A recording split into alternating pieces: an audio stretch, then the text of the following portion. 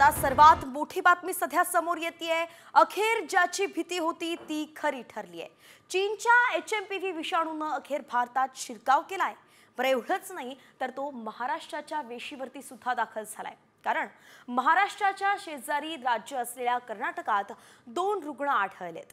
1 वर्षही पूर्ण न झालेल्या 2 चिमुरड्यांना HMPVची लागण झाली आहे।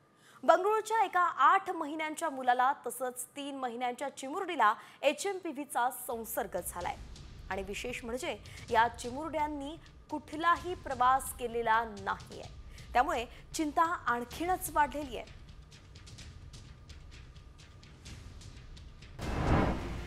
HMPV विषाणूच्या सर्वाधिक केसेस 5 वर्षांपेक्षा लहान मुलांमध्ये सर्वाधिक आहेत। रोगप्रतिकारक शक्ती विकसित झाली नसल्यानं संसर्गाचा धोका जास्त आहे। HMPV हा विषाणू मुलांच्या फुफ्फुसात हवेद्वारे प्रवेश करतो।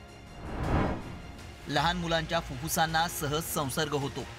मुलांना श्वास घेण्यास त्रास होतो। दमा किंवा ब्रॉन्कायटिस सारख्या आजार असलेल्या मुलांना याचा सर्वाधिक धोका आहे।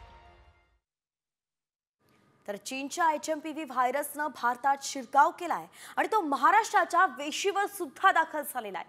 त्याच पार्श्वभूमीवरती राज्य सरकार सुद्धा अलर्ट मोडवरती आलंय।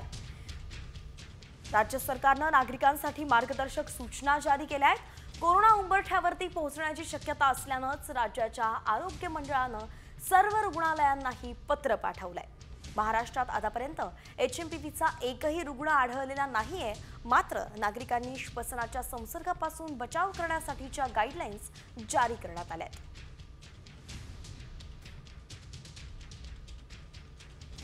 तर डोळे, नाक आणि तोंडाला स्पर्श करणं टाळा। कुणाशीही हस्तांदोलन करू नका। सार्वजनिक ठिकाणी थुंकू नका। ताप, खोकला आणि शिंका येत असल्यास गर्दीच्या ठिकाणी जाऊ नका। डॉक्टरांच्या सल्ल्याशिवाय औषधही घेऊ नका। आता काय करून हे टाळता येणार आहे तर खोकताना किंवा शिंकताना तोंड किंवा नाकावरती रुमाल ठेवा। टिश्यू पेपर नसल्यास कोपराच्या आतला भाग तोंडावरती किंवा नाकावरती ठेवा। मास्कचा वापर करा। गर्दीत जाऊ नका। कुणाशीही हस्तांदोलन करू नका। भरपूर पाणी प्या आणि पौष्टिकच खा। ही काळजी घ्यायची आहे की याचे जे प्रतिबंधक उपाय आहेत हे कोरोना सारखेच आहेत। याच्यामध्ये आपण कुठेही नाकातोंडाला हात लावण्यापूर्वी हात साबण पाण्याने किंवा सॅनिटायझरने स्वच्छ धुवावेत। त्याचप्रमाणे आपल्याला मास्क लावण्याची गरज आहे। गर्दी टाळा। हे आता थंडीचे दिवस आहेत। अनेक ठिकाणी पार्ट्या, समारंभ, लग्न समारंभ असतात।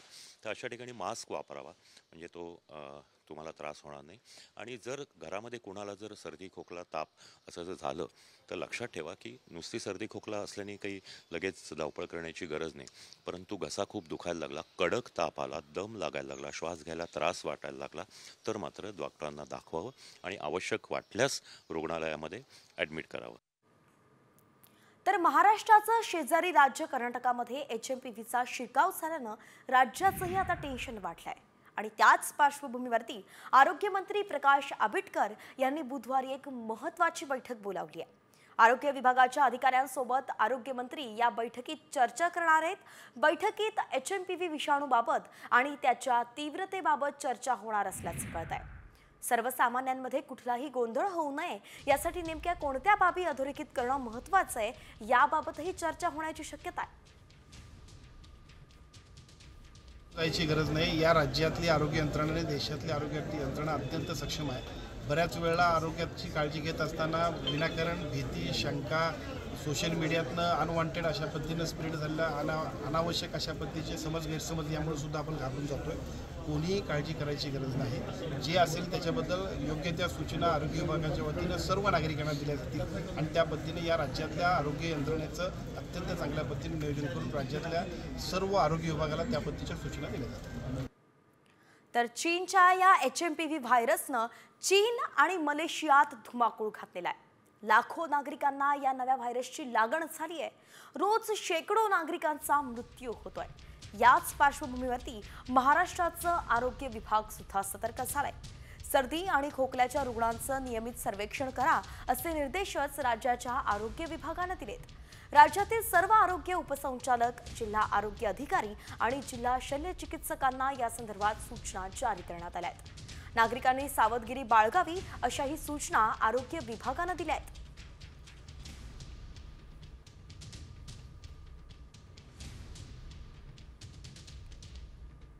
तर या चीनी HMPV व्हायरसनं धुमाकूळ घातल्यामुळे आता चर्चा सुरू झाली आहे ती यावरच्या उपचाराची. या नव्या HMPV व्हायरसवरती कोणती लस आहे का, कोणत्या औषधांमुळे हा आजार बरा होऊ शकतो, त्यावरचाच साम टीव्हीचा हा खास रिपोर्ट पाहूयात. नवा व्हायरस, ना औषध ना लस.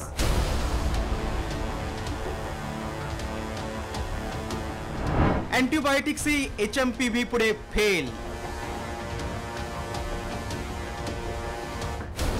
चीनमध्ये धुमाकूळ, भारताला टेन्शन. 5 वर्षांपूर्वी 100 पेक्षा जास्त देशांमध्ये कोरोनानं धुमाकूळ घातला होता. त्यानंतर आता त्याच कोरोनानं चीनमध्ये HMPVच्या नव्या विषाणूच्या रूपानं डोकं वर काढलंय. त्यामुळे चीनच्या हॉस्पिटलमध्ये मोठ्या संख्येनं रुग्णांच्या रांगा लागल्या. मात्र या भयानक HMPV विषाणूच्या संसर्गावर कोणतीही लस किंवा अँटीबायोटिक्स उपलब्ध नसल्याचं समोर आलंय. त्यामुळे या आजाराला रोखण्याचं मोठं आव्हान आता जगासमोर असणार आहे. या नव्या व्हायरसची लक्षणं काय आहेत ते पाहूया. सर्दी, खोकला, ताप, घसा खवखवणं, धाप लागणे, जुलाब, अंगावर पुरळ. कोरोनाप्रमाणेच घातक असलेल्या HMPV या विषाणूचा संसर्ग नेमका कसा होतो ते पाहूयात. खोकला, शिंका किंवा संक्रमित लोकांच्या संपर्कात आल्यानं संसर्ग. संक्रमित लोकांनी वापरलेल्या वस्तूंमुळे संसर्ग. संसर्गाचा कालावधी 3 ते 5 दिवसांचा. लहान मुलं आणि वृद्ध व्यक्तींना लवकर संसर्ग होतो. चीनमध्ये वेगानं पसरणाऱ्या HMPV या नव्या व्हायरसवर कुठलीही लस किंवा औषध नसल्यानं हा विषाणू जास्त घातक ठरू शकतो. त्यामुळे सर्वांनी खबरदारी घेणं गरजेचं आहे. ब्युरो रिपोर्ट, साम टीव्ही न्यूज.